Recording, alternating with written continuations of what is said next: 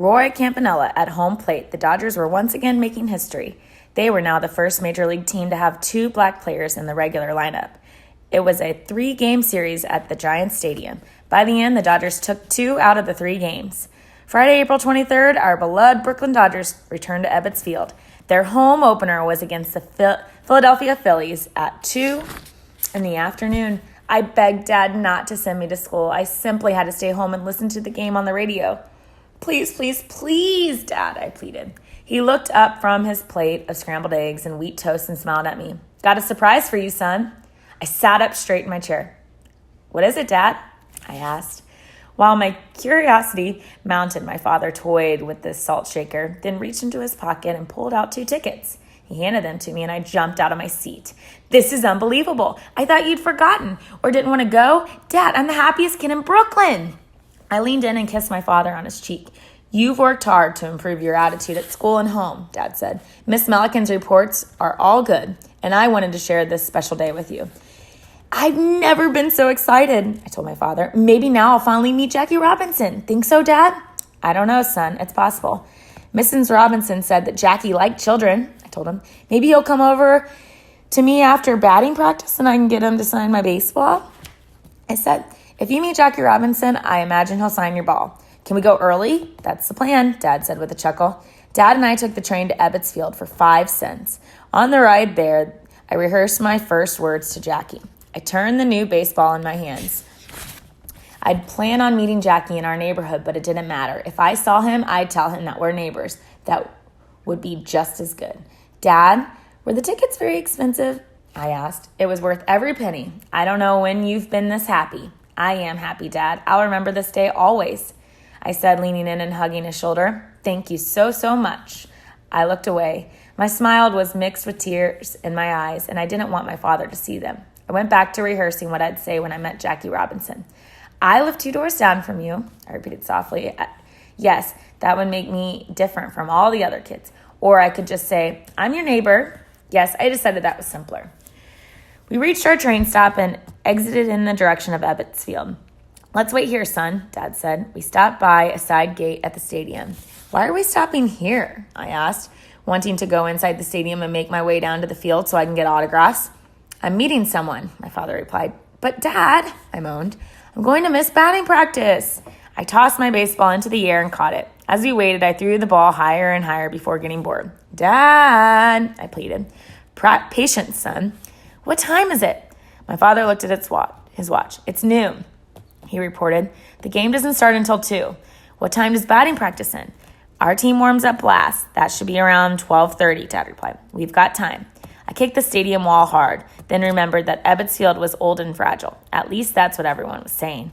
It had been built in 1913, right in the middle of the neighborhood.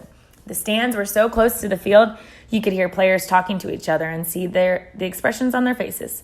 But now they needed a new stadium. I wondered if they'd knock Ebbets Field down and build a new one in the same spot. Gee, Dad, I said after we'd been standing outside the park for what seemed like a very long time. I'll never get any autographs here. We need to be inside near the bullpen like the other kids. In a minute. You keep saying that, but we're wasting time. Let's go, please. I pleaded unsuccessfully. Frustrated, I turned away from my father. When I turned back around, Dad was grinning. I looked around again and spotted 2 men walking fast and right towards us. Dad, I said, how'd this happen? What? I think it's Jackie and Roy Campanella, I said. So it is, Dad replied. Are they coming to meet us? Could this be possible? Had my father made this happen too? My heart pounded against my chest so hard it frightened me. I was frantic. That the moment I'd been waiting for had arrived, and I couldn't think of anything to say. My father grabbed my hand. Let's go, Steve. I know this is what you've wanted. We closed the gap between the famous ball players and ourselves. I looked up at my hero, and my mind went blank. I stood frozen. Steve, Jackie said, extending his hand towards me. My eyeballs nearly popped out of their sockets. He knows my name. I reached out and took Jackie's hand. No words came to mind or out of my mouth. I just stared like a starstruck kid. Thank you for the cherry blossoms. They looked great on our dining room table, Jackie said.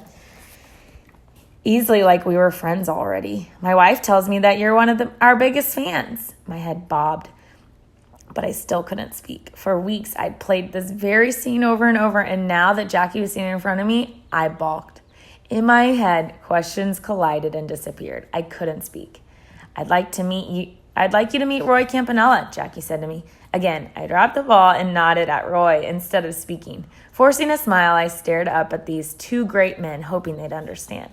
I'm afraid you've rendered my usually talkative son speechless, Mr. Robinson, Dad said as he stepped in to fill the void. I'm Archie, Steve's dad. This is such a thrill. My son has been on the neighborhood watch for weeks hoping to catch a glimpse of you. He was rehearsing his first greeting up until a few seconds ago. Guess all the practice fogged up in his head.